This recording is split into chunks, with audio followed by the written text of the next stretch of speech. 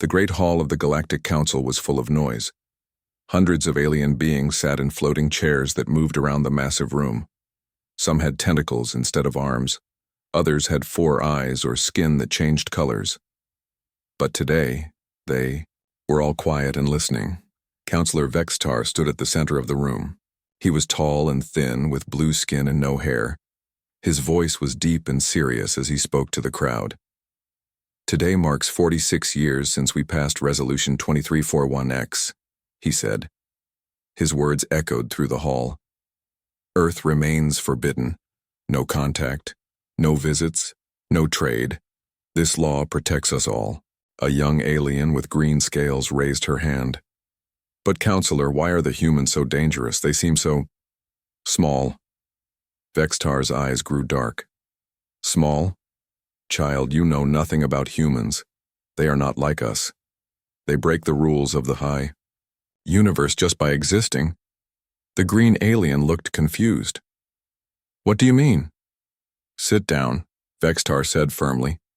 We do not speak of human abilities in detail. The ban exists for good reasons.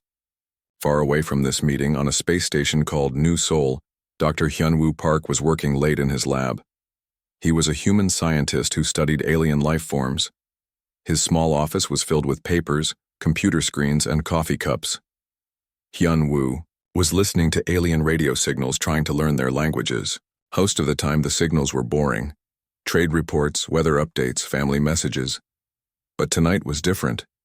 He heard something strange on the emergency channel. 2 alien voices were talking fast and scared. The ship is too close to the forbidden zone, one voice said. Pull back now. If the council finds out we were near human space, they will exile us, the other replied. But the readings are incredible. The humans are doing something impossible again. I don't care, we leave now. Hyunwoo sat up straight.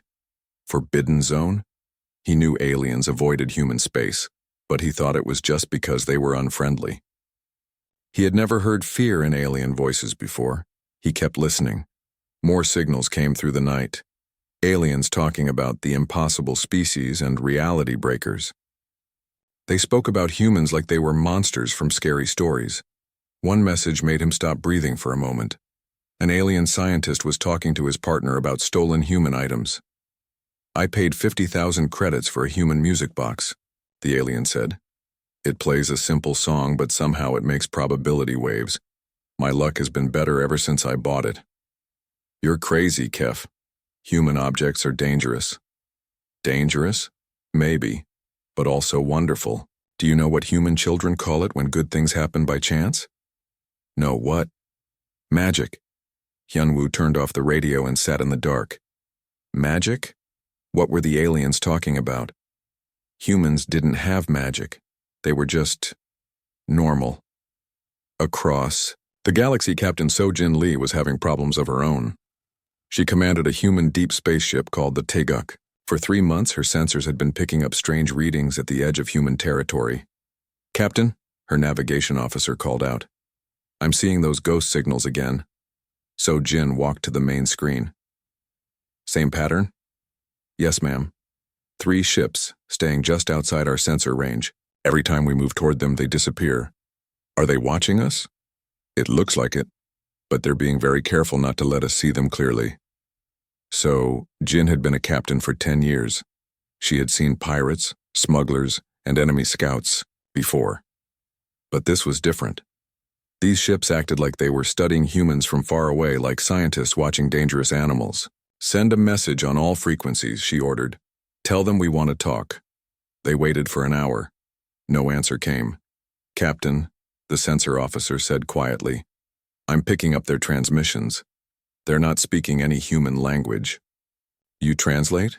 A little bit. They keep using the same words over and over. Impossible and forbidden and beautiful. Sojin felt a chill run down her back.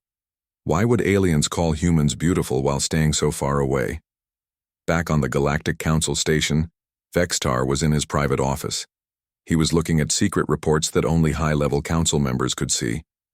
The reports were about humans, and they terrified him. The first report was from a science team that had secretly watched a human colony for 6 months. Human probability manipulation continues to exceed all mathematical models, it said. Equipment, failures that should be disasters somehow become advantages. Random events consistently favor human survival. Recommend extreme caution in any future contact. The second report was worse. 3 of our scientists who studied human artifacts have developed similar probability-affecting abilities. They claim to feel luckier and show measurable reality. Distortion fields. We cannot explain how this is possible. Vexitar put the reports away and rubbed his forehead. The Council had banned Earth not to protect the galaxy from humans, but to protect humans from becoming test subjects. Every species in the galaxy wanted to study them, to understand how they bent the rules of physics just by existing. But the ban was failing. Every month, more aliens tried to sneak into human space. They wanted human artifacts, human DNA, human anything.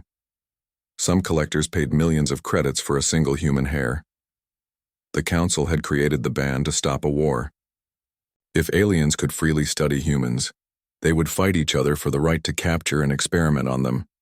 Humans would become the galaxy's most valuable resource, but keeping humans isolated was getting harder every day.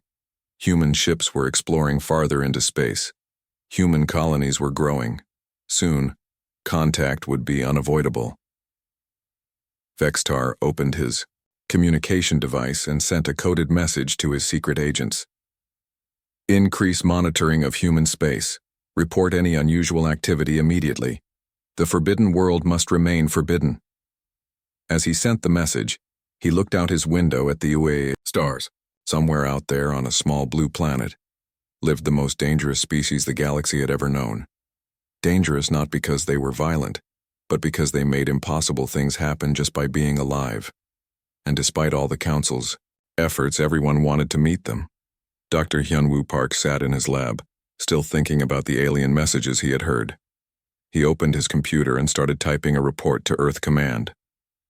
Something is wrong, he wrote. The aliens are not just avoiding us. They are afraid of us.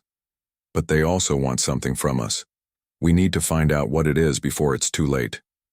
He sent the message and looked out at the stars. For the first time in his life, he wondered if being human meant more than he had ever imagined. The galaxy was full of secrets, and humans were the biggest secret of all. Professor Mi-Young Kim noticed something was wrong on Tuesday morning. She worked at the Human Research Station on Titan, one of Saturn's moons. The station was small, with only 20 scientists studying ice samples and weather patterns. Mi-Young walked into her lab and stopped. Her favorite pen was missing. It was a simple black pen that she used to write notes, but it had been on her desk for 3 years. She always put it in the same spot. Strange, she said to herself. She looked around the lab, but could not find it anywhere. The next day, her coffee mug was gone. It was blue with a picture of Earth on it. She had brought it from home and used it every morning. By Friday, 3 more items had disappeared: a small mirror, a pack of gum, and a photo of her family. None of them were valuable, but they were all things she touched every day. Mi-Young decided to set up a hidden camera in her lab. She wanted to catch whoever was taking her things. The camera showed something impossible. At 3 in the morning, a wall in her lab opened like a door. But there was no door there. A small creature with gray skin and big eyes stepped through. The wall looked around and took a pencil from her desk. Then it stepped back through the wall and the wall became solid again. Mi-Young watched the video 5 times. She was not dreaming. Someone could walk through walls and was stealing small human objects. Far away in a hidden market on the planet Nexus Prime, Research Prime Keith Alney was very excited. She had just bought something amazing. Keith Alney was a collector. She had 8 arms and purple skin that glowed in the dark. For 20 years, she had been buying human items from secret sellers. She had hundreds of them now. Today, she had bought a human book of poetry. The seller wanted 50,000 credits for it. That was enough money to buy a small spaceship. But Keith Alney paid it happily. "Why do you pay so much for these things?" her friend Zeph asked. Zeph had blue scales and 2 heads that often argued with each other. "Because they work," Keith Alney said simply. She opened the poetry book and read a few lines. The words were in English, which she had learned just to read human writing. "Work? It's just words on paper." Kethalny smiled. Watch this. She held the book and walked to her laboratory. She had been trying to solve a difficult math problem for months. Every time she worked on it while holding something human-made, the answer came easier. She sat down and started working on the problem again. Within 10 minutes, she saw the solution. It was so simple and obvious that she felt stupid for not seeing it before. How? Zeph's right head asked. I don't know, Kethalny admitted. But human objects make impossible things possible. They change the rules somehow. In another part of the galaxy, engineer Tae-hyun Ko was having the strangest week of his life. He worked on a mining ship called the Baekdu. His job was to fix machines when they broke. On Monday, the main drill stopped working. Tae-hyun looked at it and saw that a power cable had burned out. But when he removed the broken cable, he found something amazing underneath it. The burned cable had been covering a crack in the rock that led to a huge deposit of rare metals. Lucky, his boss said. That's the biggest find we've had all year. On Wednesday, the ship's computer crashed. Tae-hyun spent hours trying to fix it. When he finally got it working again, the computer was running faster than before. Somehow, the crash had removed old files that were slowing everything down. On Friday, a small asteroid hit their ship. It should have damaged the hull, but instead it hit the exact spot where there was a dangerous crack that no one had seen. The impact actually made the hull stronger. Tae-hyun started to notice a pattern. Every time something went wrong, it led to something better. His co-workers called it Tae-hyun's luck, but he knew it wasn't normal luck. He decided to do an experiment. He purposely broke a small machine in his workshop. Then he tried to fix it. As he worked, he found a design flaw that could have caused the machine to explode later. By breaking it now, he had prevented a dangerous accident. This is impossible, he said to himself. It's like the universe wants to help me. Back on Nexus Prime, the secret human artifact market was busier than ever. Sellers came from across the galaxy with stolen human items. Buyers paid incredible amounts of money for even the smallest things. A merchant named Orcs was selling human hair. Each strand cost 100 credits. Why is hair so expensive? A young buyer asked. Orcs leaned in close. Human hair carries their essence.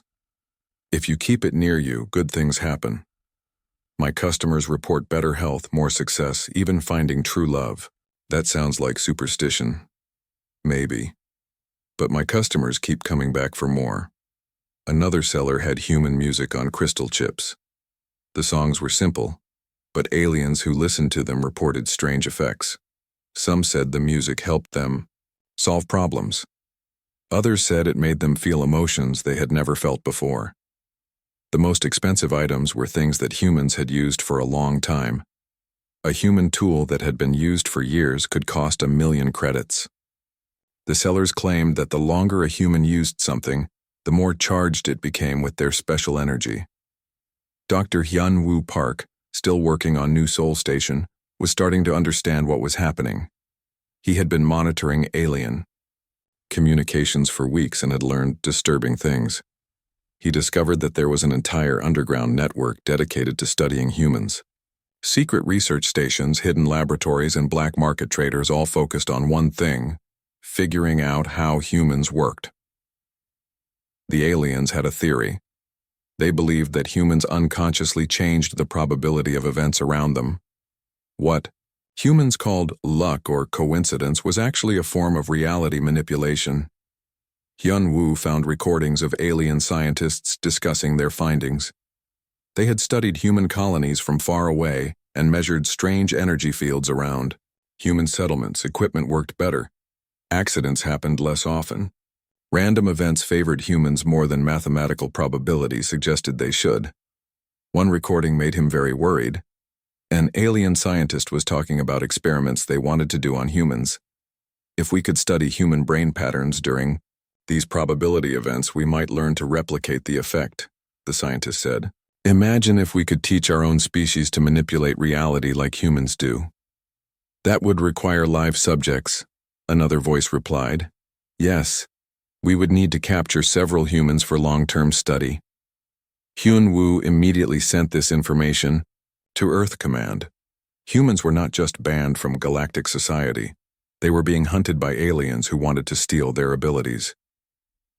Meanwhile, Professor Mi-Young Kim had set up more cameras around her lab. She caught the gray aliens visiting 3 more times. They always took small personal items, things that humans touched often. She tried to communicate with them, leaving notes written in simple pictures. The aliens left a note back, also in pictures. The message was simple. We mean no harm. We study. We learn. Mi-Young realized that these aliens were not thieves. They were researchers, and humans were their research subjects. On the mining ship, Baekdu Tai-hyun Ko had started keeping a journal of all the lucky accidents that happened around him. In 2 weeks, he had recorded 47 events that should have been problems but turned into advantages. He began to suspect that it wasn't luck at all. Somehow, reality was bending around him to create positive outcomes. But how was that possible? That night, he sent a message to his sister on Earth. "Something strange is happening out here," he wrote. "I think being human might be more special than we ever knew."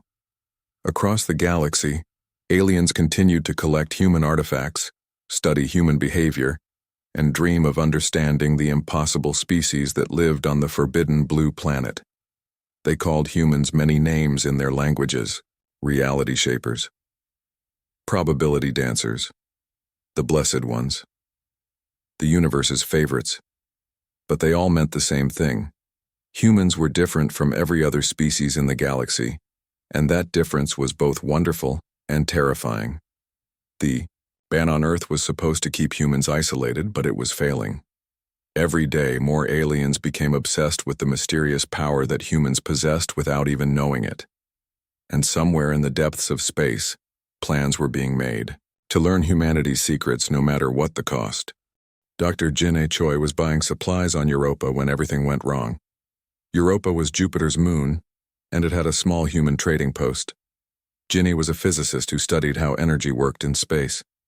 She was supposed to meet the supply ship and return to her research station. She walked down the metal hallway toward the docking bay. The lights were dim, and her footsteps echoed in the empty corridor. Something felt wrong, but she could not say what. Suddenly, the lights went out completely. Jin-A heard a strange humming sound, like electricity but different. When the lights came back on, she was not on Europa anymore. She was in a room with white walls and no windows. The room was beautiful, with soft lighting and comfortable furniture. It looked like an expensive hotel room, not a prison. "Please do not be afraid," a voice said behind her. Jin-A turned around and saw something she had never seen before. The creature was tall and thin with silver skin that seemed to glow. It had 4 arms and eyes that were completely black. "Who are you?" Jin-A asked. Her voice was shaking. "I am Science Leader Quindal," the creature said. Its voice was gentle and calm. "You are our honored guest." "Guest? You kidnapped me." "Yes, and I apologize for the method. But we needed to speak with you, and humans are difficult to contact. Officially." Jin-A looked around the room again. There was a bed, a desk, and even a small kitchen. Books were on the shelves, all written in Korean and English. Someone had prepared this room specifically for her. "What do you want?" she asked. Quindal moved closer, but not close enough to make her feel trapped. "We want to understand. Your species is the most fascinating thing in the galaxy, Dr. Choi. You do things that should be impossible." "Like what?" "Like changing the basic rules of physics just by existing." Over the next few hours, Quindal showed Jin-A things that made her question everything she knew about reality. The alien had charts, graphs, and videos that had been collected over many years. "This is footage of a human colony during a solar storm," Quindal explained, pointing at a screen. "The storm should have destroyed all electronic equipment. But watch what happens." On the screen, Jin-A saw a human settlement on a distant planet. A massive solar storm was approaching, sending dangerous radiation toward the colony. The colonists had no way to protect themselves. But as the storm hit, something impossible happened. The radiation seemed to bend around the colony like water flowing around a rock. The humans were completely safe. How? Jin'e whispered. We don't know. The radiation readings show that the laws of physics changed in a small area around your people. Electromagnetic energy simply decided to avoid harming humans. Quindal showed her more videos. A human ship lost in space that somehow found its way home despite having no navigation equipment. A human research team that discovered a cure for a disease by accidentally mixing the wrong chemicals. A human child who fell from a tall building, but landed in the exact spot where workers had placed a pile of soft materials just minutes before. These are not random events, Quindal said. They happen around humans all the time. You call it luck, but we call it reality manipulation. Jin'e felt dizzy. That's impossible. Humans don't have special powers, don't you? Quindal asked. Have you ever had a feeling that something bad was going to happen and then it didn't? Have you ever needed something desperately and then found it in an unexpected place? Have you ever solved a problem by doing something that shouldn't have worked but did? Jeannie thought about her life. There had been many times when things worked out better than they should have. She had always thought it was just good luck. Dr. Choi, Quindal continued, you are part of a secret network that spans the entire galaxy. Dozens of species have been studying humans for generations. We are trying to understand how you do what you do. What do you mean, a network? Quindal pressed a button and the wall became transparent. Jin'e could see outside for the first time. She was on a space station, but not like any she had ever seen. The station was huge, with multiple sections connected by tunnels of light. This is Research Station Omega, Quindal said. It has been studying the human phenomenon for 40 years. We have scientists from 23 different species working here.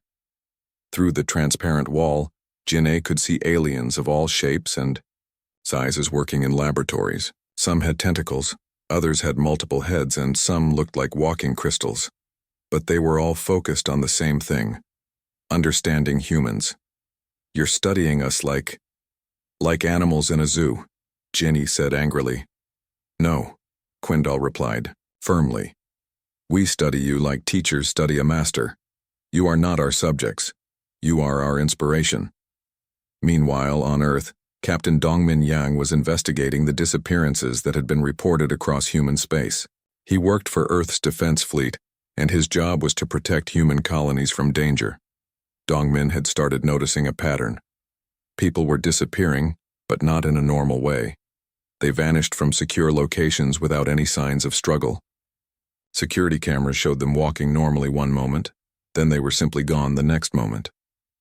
But the strangest part was what happened after people disappeared. Their families received anonymous messages saying that their loved ones were safe and would return soon. The messages always came true. People who vanished for weeks or months would reappear exactly where they had disappeared, with no memory of where they had been. It's like someone is borrowing our people, Dongmin told his assistant, Lieutenant Hana Park. They take them, study them, and then bring them back.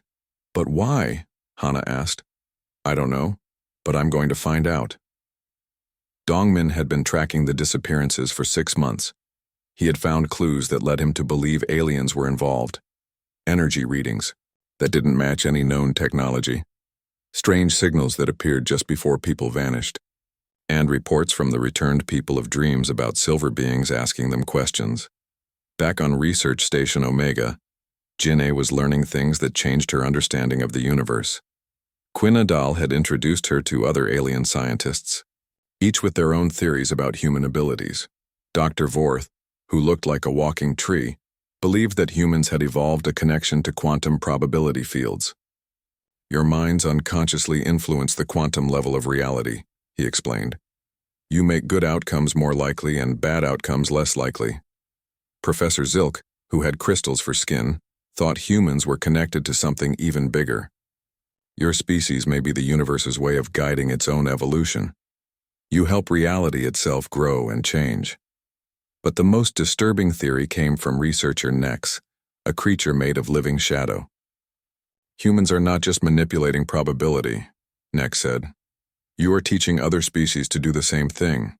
Every species that has had contact with humans has started to develop similar abilities. What do you mean? Jin'ei asked. 3 species that studied humans closely have changed completely. The Corvani developed precognitive abilities after examining human artifacts for 50 years. The Zelf learned to manipulate matter with their thoughts after living near a human colony. The Thuks. Next paused. The Thuks evolved beyond physical form entirely. They became beings of pure energy. Jin'ei felt a chill run down her spine. Are you saying that being around humans changes other species? We believe so, and that terrifies the Galactic Council. Why? Because if the ability spreads to enough species, it could change the nature of reality itself. The universe as we know it might cease to exist. Quindal came back into the room and saw Jin'ei's frightened expression. This is why the ban exists, the alien said gently. Not to protect us from humans, but to prevent a cascade effect that could transform the entire galaxy. But you're still studying us, Jin'ei pointed out. Yes, because we must understand the universe is changing whether we want it to or not. Humans are just the beginning. We need to learn how to guide this change safely. Jin'ei looked out at the research station and saw the future of the galaxy. Aliens desperately trying to understand the power that humans carried without even knowing it. A power that could either save the universe or destroy it. What happens to me now? She asked. You help us, Quindal said. You teach us how to be human without becoming human. You show us how to use these abilities responsibly. And if I refuse, then the galaxy might not survive what's coming. Jin'ei realized that she was not just a kidnapped scientist. She was humanity's first official ambassador to a secret network that had been watching Earth for decades. The ban on Earth was just the beginning of a much larger story. Ambassador Sung-Ho Park received the strangest message of his career on a quiet Thursday morning. He worked for Earth's government, helping to manage relationships with the few alien species that humans were allowed to contact. The message came through a secret channel that he didn't even know existed. It was written in perfect Korean, but the sender was definitely not human. Ambassador Park, the message read, "We must meet. The future of the galaxy depends on it. Come alone to the coordinates attached. Tell no one. You have 48 hours." The coordinates led to Kepler 442c, a small moon that belonged to no one. It was in neutral space, far from any government control. Sung-Ho had 2 choices: ignore the message or take the biggest risk of his life. He chose risk. He brought Dr. Yoonji Lee with him. She was Earth's best expert on quantum consciousness and how minds could affect reality. If this meeting was about human abilities, he would need her knowledge. They traveled in a small, fast ship that could avoid detection. The journey to Kepler 442c took 3 days. When they arrived, they found something impossible. There was a space station orbiting the moon. But according to all star charts, nothing was supposed to be there. The station appeared to be made of materials that bent light around them, making it nearly invisible. "This is Ambassador Park," Sung-Ho said into his radio. "We're here as requested." A docking bay opened in the station, and lights guided their ship inside. When they stepped out, they were met by a group of aliens unlike any they had ever seen. The beer leader was tall and wore a cloak that seemed to be made of space itself, with tiny stars twinkling in the fabric. Its face was hidden, but its voice was clear and strong. "I am Shadow Counselor Threndok," it said. "Welcome to the most secret place in the galaxy." Dr. Yoonji Lee looked around nervously. "Who are you people?" "We are the ones who really run things," Threndok replied. "The Galactic Council that your species knows about is just for show. We are the ones who make the hard decisions." They were led to a conference room with a large round table. Sitting around the table were representatives from dozens of alien species. Some Sung-Ho recognized from official meetings, but others were completely unknown. "Why did you bring us here?" Sung-Ho asked. Threndok gestured to a large screen on the wall. Images began to appear showing human colonies, Earth, and various human activities throughout space. "Because it's time for the truth," Threndok said. "The ban on your species was never about protecting us from you. It was about protecting you from us."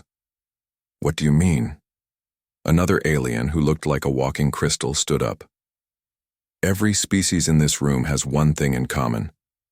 We all want to study humans. Some of us want to learn from you.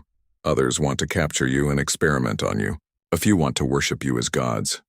Xiong-ho felt sick. Gods? Your species manipulates reality itself. The crystal alien continued. In some cultures, that makes you divine beings. In others, it makes you the ultimate weapon. Dr. Yoonji Lee spoke up. We don't manipulate reality, we're just normal. Threndok made a sound that might have been laughter. Normal? Dr. Lee, your species has survived 17 extinction-level events that should have wiped you out completely. Ice ages, asteroid impacts, supervolcano eruptions, plagues. Each time, humans found a way to survive against impossible odds. The screen showed historical data about Earth, numbers and charts that painted a clear picture. Humans should have gone extinct thousands of times, but they always found a way to survive. Other species that faced similar challenges all died out, Threndok explained. But humans didn't just survive. You thrived. You went from barely staying alive to exploring the stars in just a few thousand years. That's evolution, Xiong-ho said. No, another alien replied. This one had multiple tentacles and spoke with a musical voice. That's reality manipulation on a planetary scale. Your species unconsciously changes the universe around you to ensure your survival and success. Dr. Yoonji Lee was studying the data on the screen. As a scientist, she could see what the aliens were talking about. The probability of human survival through so many disasters was so low, it was essentially zero. But if that's true, she said slowly, why ban us? Why not work with us? Threndok's hidden face turned toward her. Because of what happens to other species when they get too close to humans. The screen changed to show new data. 3 alien species that no longer existed in their original form. The Corvani studied human artifacts for 50 years, Threndok explained. They developed the ability to see the future, but seeing the future drove them insane.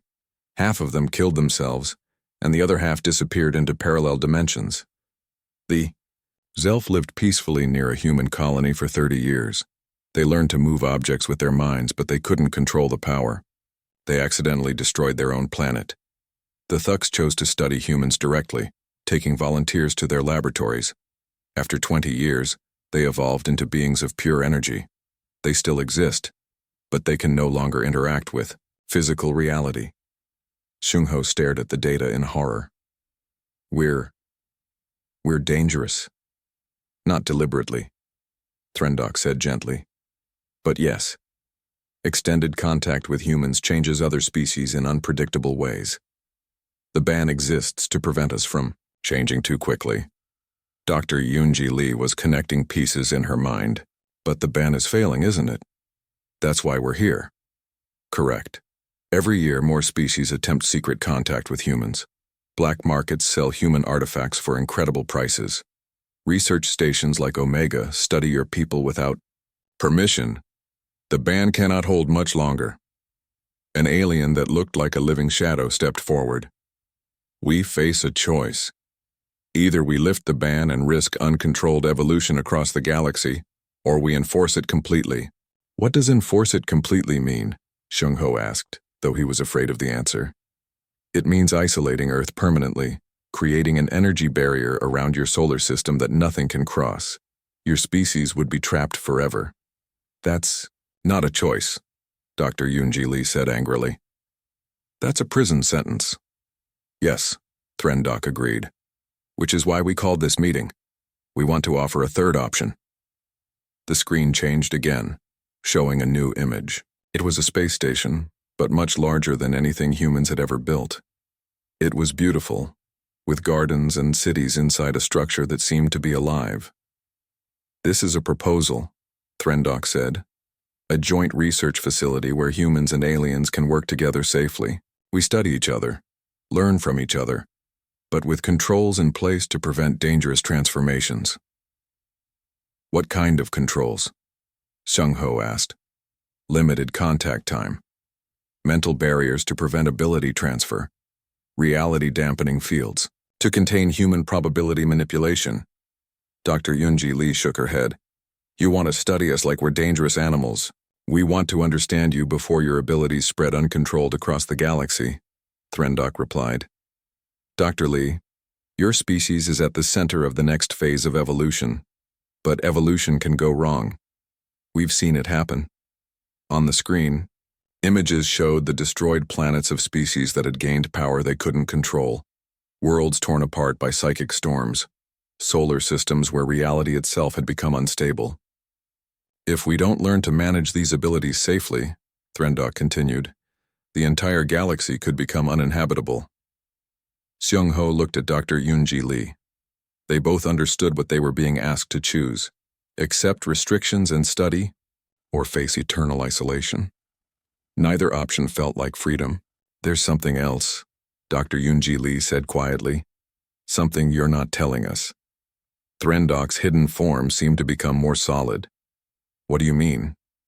If humans are so powerful, and if we've survived impossible odds so many times, then maybe we're not the problem. Maybe we're the solution. Explain. What if human abilities aren't random?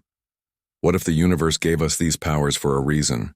What if we're supposed to help guide the next phase of evolution, not be contained from it? The room became very quiet. All the aliens were looking at each other in ways that Seung-ho couldn't interpret. Finally, Threndok spoke. That possibility terrifies us more than anything else, Dr. Lee. Because if you're right, then the universe itself has chosen humanity to lead the galaxy into an unknown future. And you don't want us to lead. We don't know if you should lead. Power without wisdom has destroyed civilizations before. Seung-ho stood up. Then teach us wisdom while we teach you about power. Work with us, not on us. The risk. The risk is worth it, Dr. Yunji Lee interrupted. Because the alternative is stagnation. The universe is trying to evolve and you're trying to stop it. Threndok was quiet for a long moment. Then the alien reached up and removed its hood, revealing a face that was almost human, but with eyes that held the wisdom of millennia. Perhaps, it said slowly, it is time to take that risk. President Na Young-kwan had never felt the weight of the entire human species on her shoulders before. She sat in the emergency session room in Geneva, surrounded by the leaders of every human colony and nation. Ambassador Seung-ho Park and Dr. Yunji Lee had returned from their secret meeting with news that changed everything. The truth about the ban, the alien research network, and the choice that humanity had to make. Let me understand this correctly, President Kwan said, looking at the reports on her desk. We can accept limited contact under strict controls, or we can be imprisoned in our solar system forever. Those were the options they gave us, Seung-ho confirmed. But Dr. Lee and I believe there might be a third choice. What kind of third choice? Dr. Yunji Lee stood up and activated the room's holographic display. Mr. President, while we were meeting with the Shadow Council, I was analyzing their data. I found something they missed. Images filled the air above the table. Star charts, mathematical equations, and energy readings from across the galaxy. The aliens believe that humans are unique, Dr. Lee continued. But they're wrong. We're not the first species to develop reality manipulation abilities. What do you mean? Asked General Kim Dong-soo, Earth's military commander. Look at this data. Throughout galactic history, there have been at least 12 species that developed similar abilities. The aliens think those species were destroyed or transformed by their power. But they weren't. No, they evolved. They moved beyond physical existence, but not because they lost control. They did it on purpose. Dr. Lee changed the holographic display to show deep space readings, strange energy patterns that didn't match any known phenomena. These signals have been detected throughout the galaxy for millions of years. The aliens always thought they were natural phenomena, but I've been analyzing them. They're not natural. They're communications. President Kwan leaned forward. Communications from whom? From the species that evolved beyond physical form. They're still here, still watching, still helping. Helping how? Dr. Hyunwoo Park, who had joined the meeting by video link from New Seoul Station, spoke up. I've been tracking probability anomalies throughout human space for months. They don't just happen randomly. Something is guiding them. You think these evolved species are helping humanity?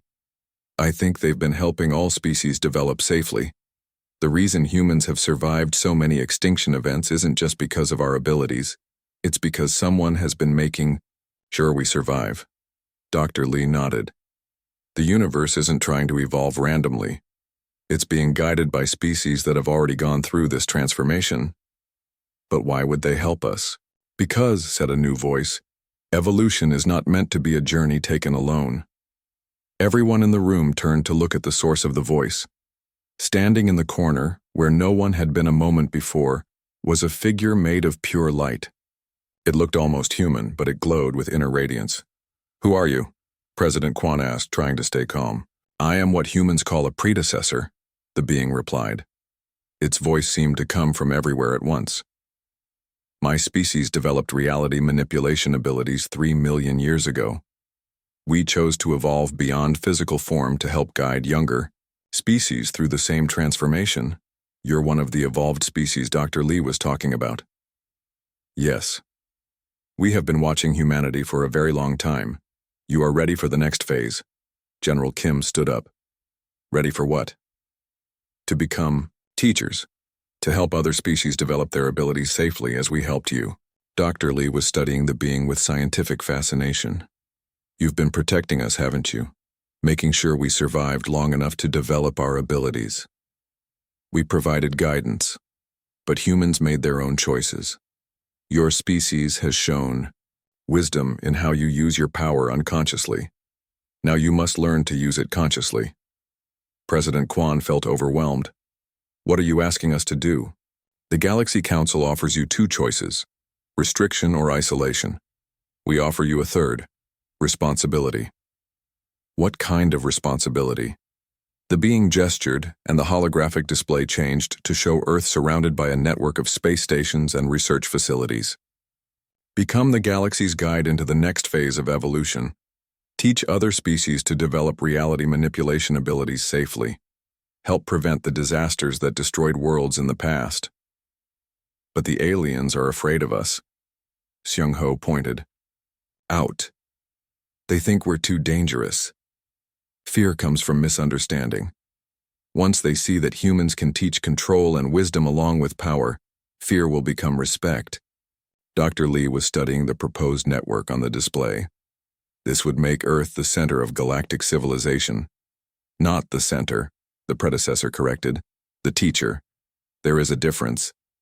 Captain Sojin Lee, who had been quiet throughout the meeting, finally spoke. What about the species that want to worship us or experiment on us? They will learn as you will learn that power shared responsibly is power multiplied.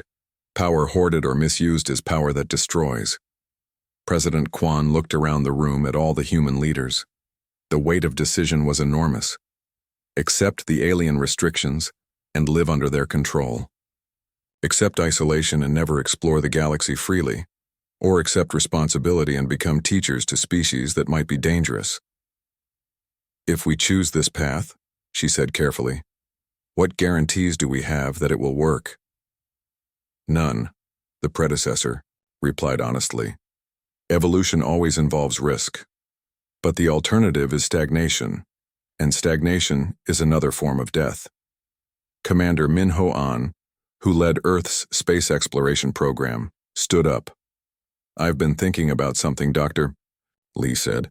If these abilities are meant to help the universe evolve, then maybe we have a duty to use them. What do you mean? I mean, maybe the question isn't whether we're ready to teach others. Maybe the question is whether we're brave enough to try. Dr. Yoo Jin Song, Earth's leading expert on alien psychology, nodded. Throughout human history, our greatest achievements came when we chose to help others rather than just protect ourselves. This is different, General Kim argued. This affects the entire galaxy. Which is exactly why we should do it, Dr. Song replied. Because someone has to, and apparently the universe chose us. President Kwon closed her eyes and thought about humanity's history.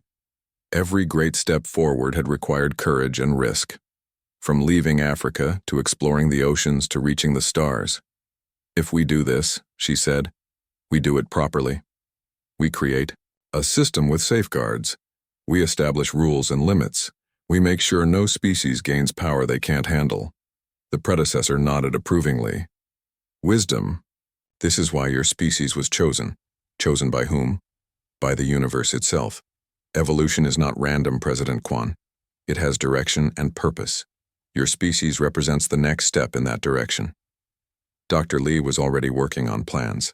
In her mind, we could establish training centers throughout the galaxy, start slowly with species that show the most stability, develop protocols for safe ability transfer. And we maintain Earth as the primary teaching center, Commander An added. But we go to them too. We don't make them come to us like students, we work as partners. Captain Sojin Lee smiled. Finally, a reason to lift the ban that doesn't involve being studied like lab animals. President Kwan looked at the predecessor. If we choose this path, will you help us? We will guide, as we have always guided. But the choices and the work must be yours. That is how species truly evolve. And if we fail, then you will have failed while trying to help others rather than just protecting yourselves. There is honor in that failure. President Kwan stood up and looked around the room. One more time.